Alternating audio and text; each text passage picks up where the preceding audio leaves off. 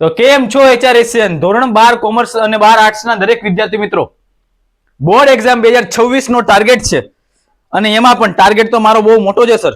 A1 સુધીનો target છે. It is possible. 80% નો ટાર્ગેટ છે. It is possible. ખાલી પાસ થવાનો ટાર્ગેટ છે. પોસિબલ છે. દરેક વસ્તુ પોસિબલ છે. યોદ્ધા સિરીઝ દરેક વસ્તુ પોસિબલ કરાવશે. યોદ્ધા સિરીઝમાં તમે આવી ગયા છો મારા ભાઈ, તો 12 કોમર્સ 12 આર્ટ્સ દરેક લોકો ચિંતા મૂકી દો. બોર્ડ એક્ઝામને ક્રેક કરવી છે, યોદ્ધા સિરીઝ બહુ કામ લાગશે. મેં યોદ્ધા સિરીઝની શરૂઆત કરી ત્યારે મેં તમને 3 નિયમ કીધા હતા. આ શરૂઆતમાં તમને કહી દઉં છું, તમારે 3 નિયમ લેવાના છે ભાઈ, અત્યારથી જ કહી દઉં છું. સર આ 3 નિયમ કેના માટે? તો જે લોકો યોદ્ધા સિરીઝ જોવે છે, જે લોકો 12 કોમર્સમાં છે, જે લોકો 12 આર્ટ્સમાં છે અને જે લોકો બોર્ડ એક્ઝામ 2026 ની પરીક્ષા આપવાના છે, એ લોકોએ આ 3 નિયમ લેવાના છે. નિયમ નંબર 1 કે હું એટલે કે તમે ભાઈ યોદ્ધા સિરીઝ નો વિડીયો જોવો રેગ્યુલર. યોદ્ધા, આ યોદ્ધા સિરીઝ નો રેગ્યુલર લેક્ચર જોવાનો છે તમારે. આમાં જે આઈએમપી આપવામાં આવે છે કરી લેવાના છે. સેકન્ડ વસ્તુ, રોજના 10 કલાકનું સ્ટડી. અને ત્રીજી વસ્તુ, છેલ્લા 5 વર્ષના પેપર.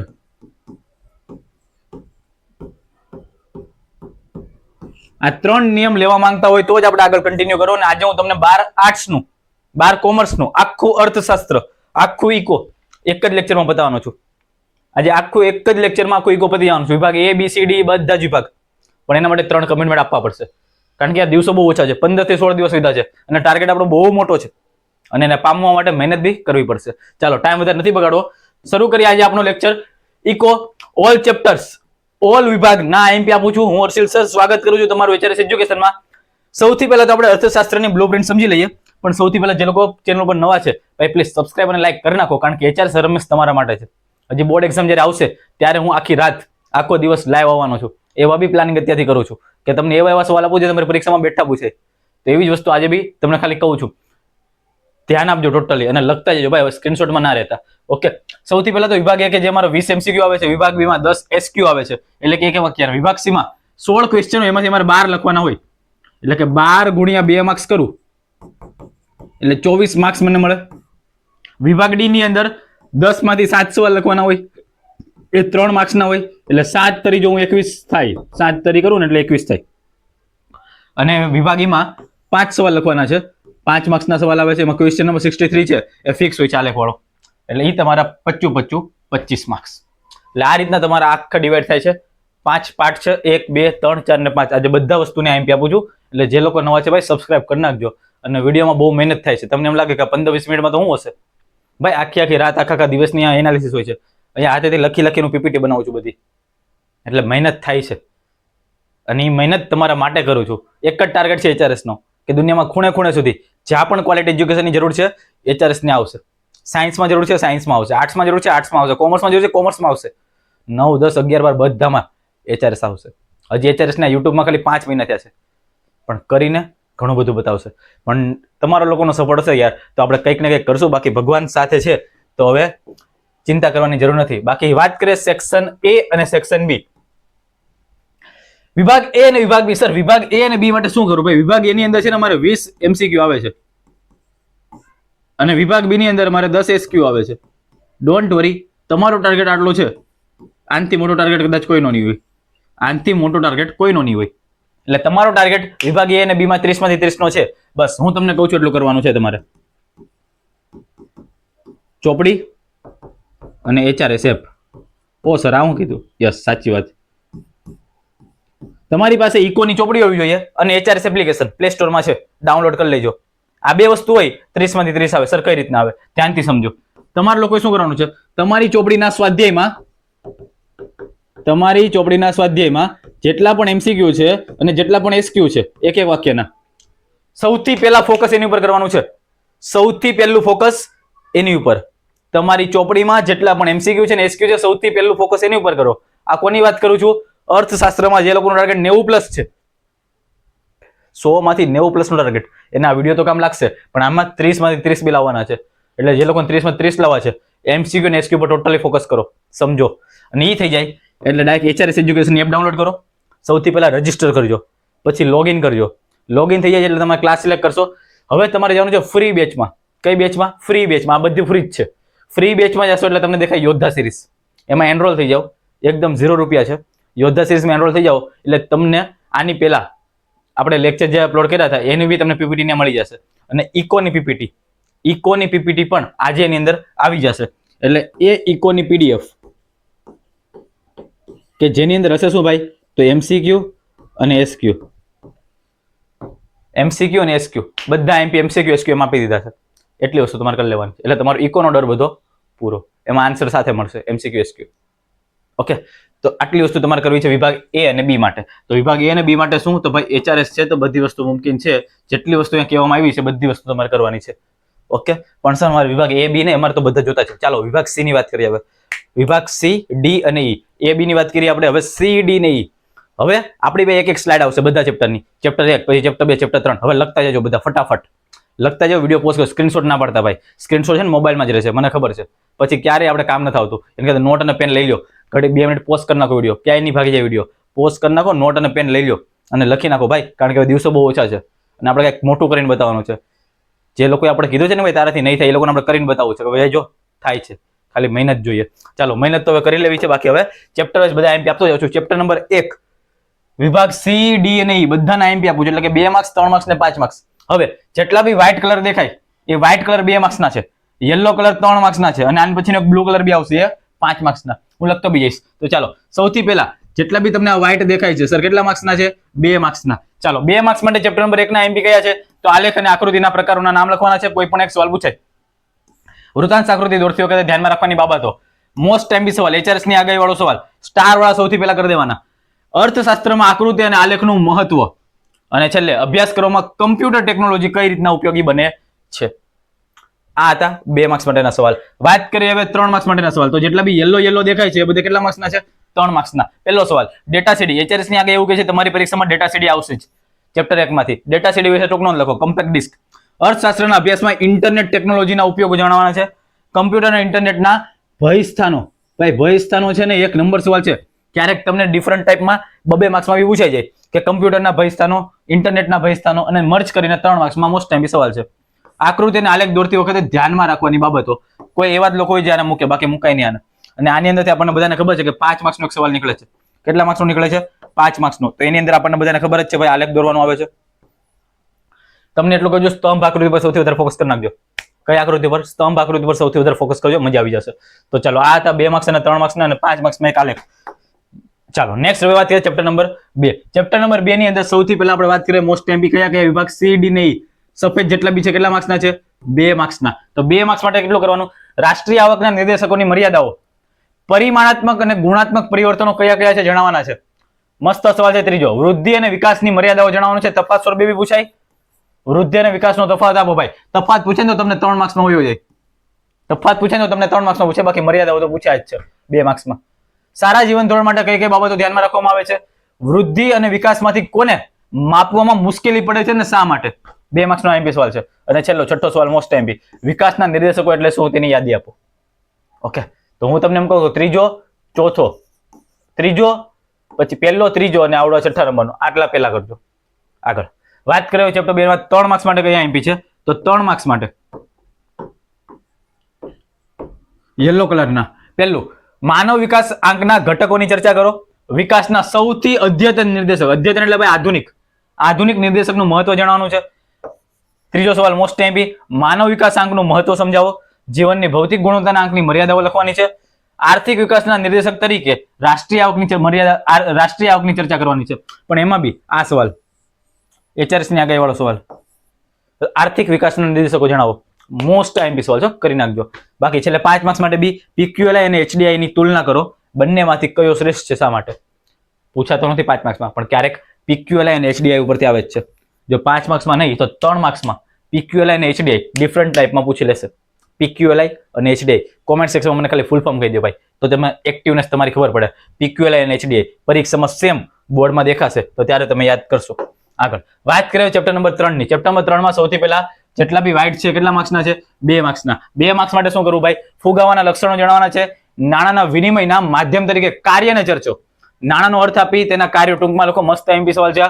વિધાન સમજાવો. ખૂબ જ વધુ નાણું ઓછી વસ્તુઓને પકડવા દોડે છે ત્યારે ફુગાવો સર્જાય છે. વિધાન મસ્ત છે. પહેલો, ત્રીજો ને ચોથો સૌથી પહેલા કરી નાખવાના. ચાલો નેક્સ્ટ. આ જે સવાલ છે એ કેટલા માર્ક્સના છે ભાઈ? 5 માર્ક્સના. આ ડિફરન્ટ કલર આવ્યો છે. કેટલા માર્ક્સના છે? 5 માર્ક્સના. પહેલો HRS ની આગળ એવું કે છે કે તમારી બોર્ડ 2024 માં HRS ની આગળ એવું કે છે કે બોર્ડ 2026 માં સાટા પ્રથા તમને દેખાશે 5 માર્ક્સમાં. સાટા પ્રથાનો અર્થ આપવાનો છે અને તેની મર્યાદાઓ લખવાની છે અને એના સિવાયનો બીજો IMP ફુગાવાનો અર્થ અને તેના કાર્યો. પણ બંનેમાંથી મોસ્ટ IMP સાટા પ્રથા. ઓકે, કરી નાખજો. ચાલો નેક્સ્ટ વાત કરીએ આપણે આગળ ચેપ્ટર નંબર 4 ની. ચેપ્ટર નંબર 4 માં મોસ્ટ IMP કયા છે? સૌથી પહેલા અહીંયા જે આપ્યા છે કેટલા છે? 2 માર્ક્સના. 2 માર્ક્સમાં બેંક શબ્દનો ઉદ્ભવ સી રીતે થયો? ચાલુ ખાતાની થાપણો વિશે ટૂંકમાં લખવાની છે. આ ચાલુ ખાતાની થાપણો મોસ્ટ IMP છે. થાપણોના પ્રકાર બી મોસ્ટ IMP 3 માર્ક્સમાં. રેપો રેટ અને રિવર્સ રેપો રેટની માહિતી આપવાની છે. CRR નું ફૂલ ફોર્મ અને CRR એટલે શું? RBI ના મુખ્ય કાર્યો જણાવવાના છે. બાકી નીચે આપ્યા છે તમને 3 માર્ક્સના IMP આપ્યા છે યલો કલરના. 3 માર્ક્સ માટે પહેલું CRR ની ટૂંક નોંધ લખવાની હોય છે. જો CRR તમે કરો તો આ 2 સવાલ તમારા થઈ જાય. 2 માર્ક્સ અને 3 માર્ક્સમાં બેમાં. વેપારી બેંક અને મધ્યસ્થ બેંકનો તફાવત. નાણાકીય નીતિના ગુણાત્મક. HRS ની આગળ વાળો સવાલ, ત્રીજો સવાલ. ગુણાત્મક સાધનો. વેપારી બેંકના મુખ્ય અંગો, મુખ્ય અને ગૌણ કાર્યોની યાદી આપવાની છે અને દરેક કાર્યને એક એક વાક્યમાં લખવાનું છે. એટલે 3 માર્ક્સમાં પૂછાય. બાકી ડિટેલમાં જાય તો 5 માર્ક્સ થઈ જાય.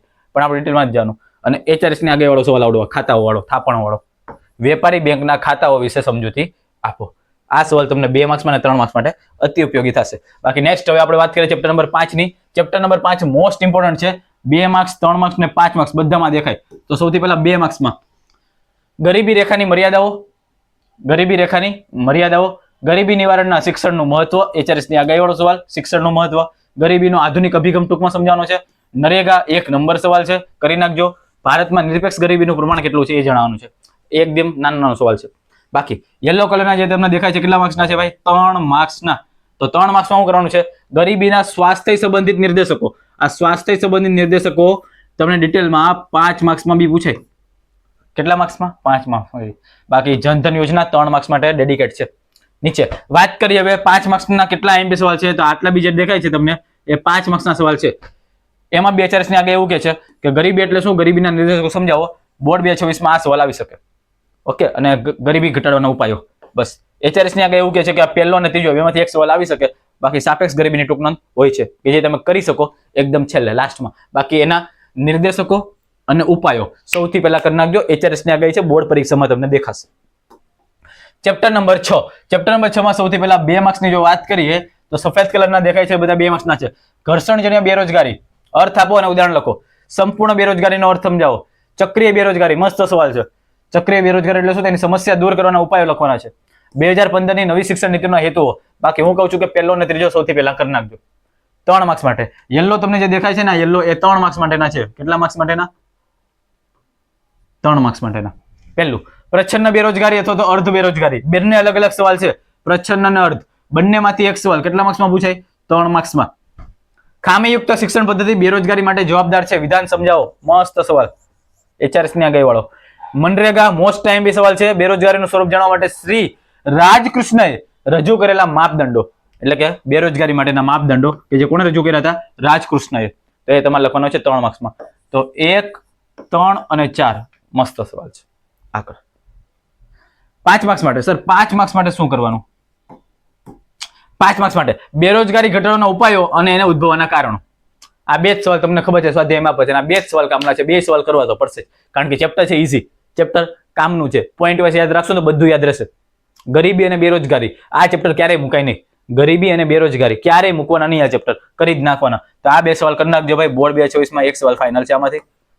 ચાલો નેક્સ્ટ વાત કરીએ આપણે ચેપ્ટર નંબર 7 ની. ચેપ્ટર નંબર 7 સૌથી પહેલા જે તમને યલો આપ્યા છે એ 3 માર્ક્સના છે કારણ કે આમાંથી 2 માર્ક્સના નથી નીકળતા. તો ડાયરેક્ટ 3 માર્ક્સના આપીએ આપણે. ઊંચા જન્મદર માટેના આર્થિક કારણો જણાવવાના છે. નીચા મૃત્યુદરના કારણો અને વસ્તી વિસ્ફોટની વિગતે સમજૂતી આપવાની છે. આ વસ્તી વિસ્ફોટ મોસ્ટ IMP સવાલ છે. ક્યારેક તમને 2 માર્ક્સમાં બી પૂછે છે નાનું નાનું. આગળ 5 માર્ક્સ માટે આ 2 તમને જે આપ્યા છે એ 5 માર્ક્સ માટેના સવાલ છે. એમાં હું તમને આ સવાલ પહેલા કહું છું કે વસ્તી નિયંત્રણમાં રાખવા માટેના ઉપાયો જણાવવાનો છે. વસ્તી નિયંત્રણના ઉપાયો અને જાતિ પ્રમાણ દર 1000 પુરુષો સ્ત્રીની સંખ્યા કેટલી છે એ વિગતે ચર્ચા કરવાની છે. સ્વાધ્યાયના સવાલ છે. 2 સવાલ છે. મોસ્ટ IMP સવાલ છે. કરી નાખજો.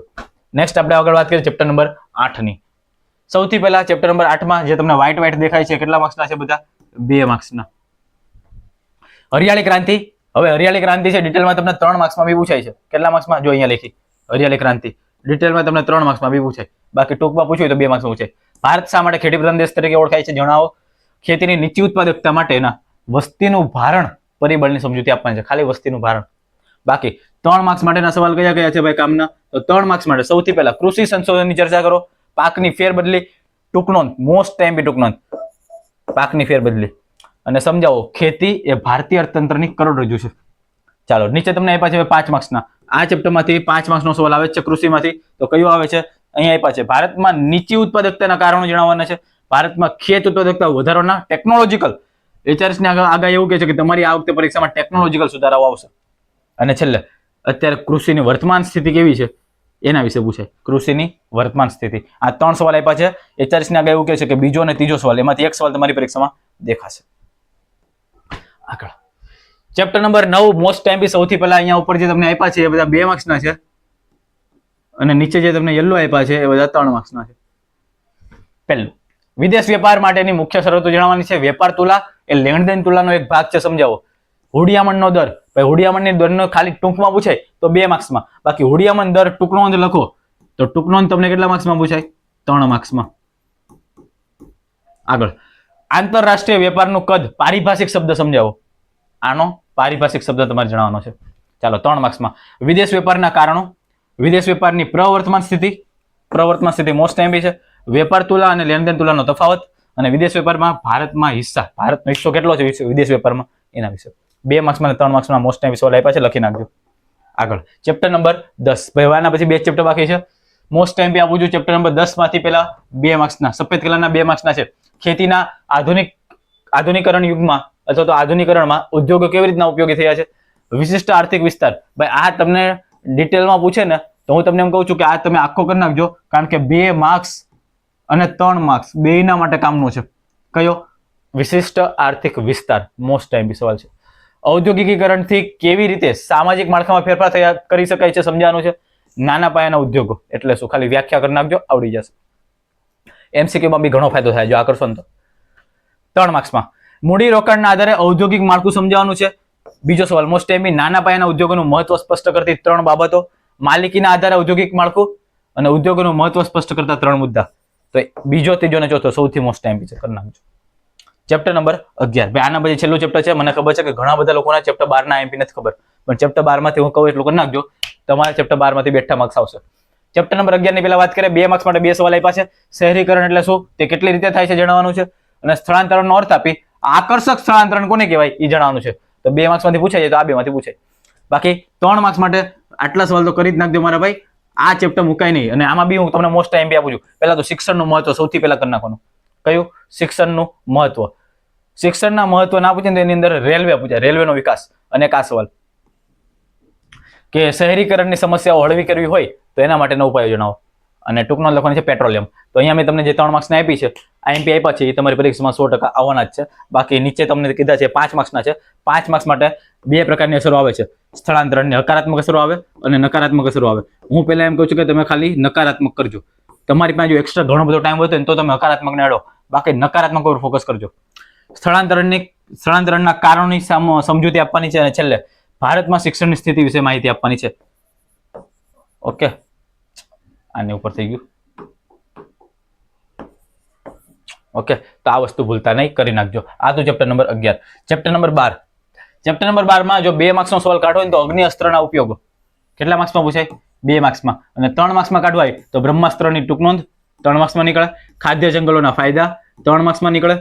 પ્રાકૃતિક ખાદ્ય જંગલ મોડલ સમૃદ્ધિ અને સ્વાવલંબન લાવે છે, આ બી 3 માર્ક્સમાં. સ્વાધ્યાયનો જ સવાલ છે, આ વિધાન સમજાવવાનું છે. ઓકે, અને હા ખાદ્ય જંગલને તો ભૂલાય જ નહીં.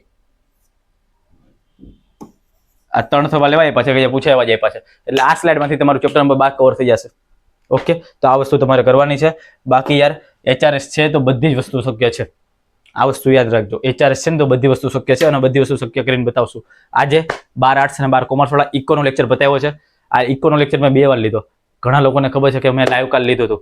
લાઈવમાં બી ટોટલ વ્યૂ 400 ઉપર વયા ગયા હતા અને લાઈવ લીધું અને એમાં છેલ્લે 8 ચેપ્ટર પછી વિડીયો બ્લર થતો હતો.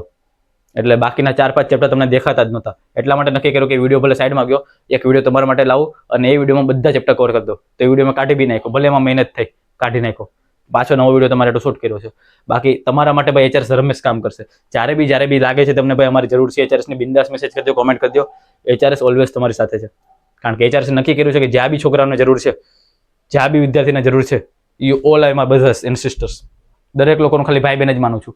બાકી હું તમારો કોઈ ટીચર કે સર બનવા નથી માંગતો, એ મારે દરજ્જો નથી જોતો. બાકી ગમે ત્યારે મારે તમને હેલ્પ કરવાની, તમારે લોકોની ઈચ્છા થાય કે હેલ્પ જોતી છે, બિંદાસ મેસેજ નાખી દો, હેલ્પ કરવા માટે અહીંયા આવ્યો છું. અને HRS એ આખું વન સ્ટોપ સોલ્યુશન બનવું છે. HRS નું એક જ ડ્રીમ છે કે વન સ્ટોપ સોલ્યુશન બનીને બતાવવું છે. અને તમારો લોકોનો સપોર્ટ હશે તો 100% બનશું. બાકી વધારે વાત નથી કરવી મારા ભાઈ. વેલેન્ટાઇન્સ વીક ચાલે છે, પણ વેલેન્ટાઇન વીક્સ એ આપણા માટે નથી. આ વેલેન્ટાઇનના ચક્કરમાં અત્યારે આપણે કોઈ નથી પડવું. નથી આપણે હગ ડે, નથી આપણા માટે ચોકલેટ ડે. આપણા માટે ખાલી એક જ ડે છે. કયો ડે? Reading day. કારણ કે રીડિંગ ડે અત્યારે હશે ને તો જ બોર્ડ એક્ઝામમાં દરેક ડે હારા જશે. કારણ કે બોર્ડ એક્ઝામના દિવસો ખરાબ જશે ને તો પછી પછતાવાનો વારો દરેક વખતે આવશે. એટલે આ બધી વસ્તુ સમજજો. બાકી ફોકસ અત્યારે એક વસ્તુ ઉપર કરો, મિશન A1. મિશન A1 રાખશો ને તો તમે 80, 70, 90 સુધી ગમે ત્યાં જઈ શકશો. બાકી એક ટાર્ગેટ રાખવાનો કે મારે એક દિવસમાં 10 કલાક સ્ટડી કરવું છે, દરેક વસ્તુ થશે. બાકી વિભાગ A અને B ની બંનેની PDF હું આજે મારા એપ્લિકેશનમાં મૂકી દઉં છું. આ લેક્ચર પતે એટલે 2-3 કલાક પછી વેઇટ કરજો, 2-3 કલાક પછી આવી જશે. બાકી આવા નવા લેક્ચર તો HRS લાવતો જ રહેશે. મળીએ છીએ ડાયરેક્ટ નવા લેક્ચરમાં. ત્યાં સુધી જય હિન્દ, જય ભારત.